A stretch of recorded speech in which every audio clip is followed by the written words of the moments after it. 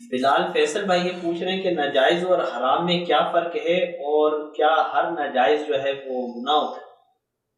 ہر ناجائز تو گناہ ہی ہوتا ہے اور حرام بھی گناہ ہی ہوتا ہے۔ جو گناہ نہیں ہے اس کو ناجائز نہیں کہہ سکتے جب ہم شرعی اصطلاح بول رہے ہوں۔ بعض اوقات قانونی اصطلاحات میں بھی جائز ناجائز کا لفظ بول دیا جاتا ہے، خاص طور پہ اگر انگلش میں ٹرانسلیشن کر رہے ہو یا انگلش میں اگر بول رہے ہو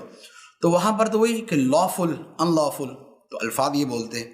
تو وہ تو قانونی شرعی دونوں اعتبار سے ہی بولا جا رہا ہوتا ہے۔ تو اگر اردو میں بولتے ہوئے بھی ناجائز کا لفظ خاص سیاق و سباق میں ہے تو پھر ہو سکتا ہے گناہ نہیں بھی ہے لیکن پھر بھی ناجائز بولا جا رہا ہے۔ لیکن جو عمومی طور پہ دیندار طبقہ ہے وہ جب لفظ بولتا ہے تو وہ شرعی اعتبار سے کہہ رہا ہوتا ہے، اور شرعی اعتبار سے یہی ہے کہ لفظ ناجائز گناہ پر ہی بولا جاتا ہے۔ اب رہا یہ کہ ناجائز اور حرام میں کوئی فرق ہے،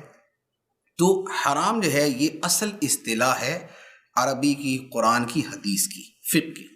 اور ناجائز جو ہے یہ ہماری اپنی زبان اردو زبان کا یہ لفظ ہے۔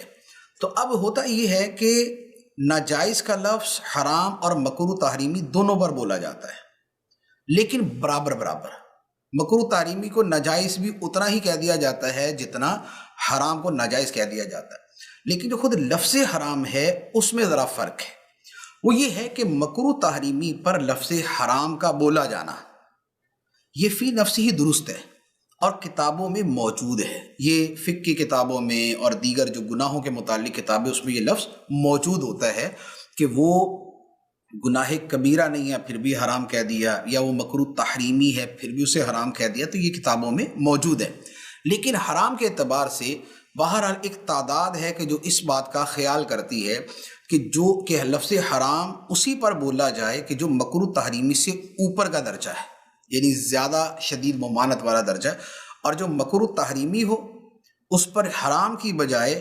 گناہ کا یا ناجائز کا اور یا مکروہ تحریمی ہی کا لفظ بول دیا جاتا ہے۔ تو یہ اس اعتبار سے ایک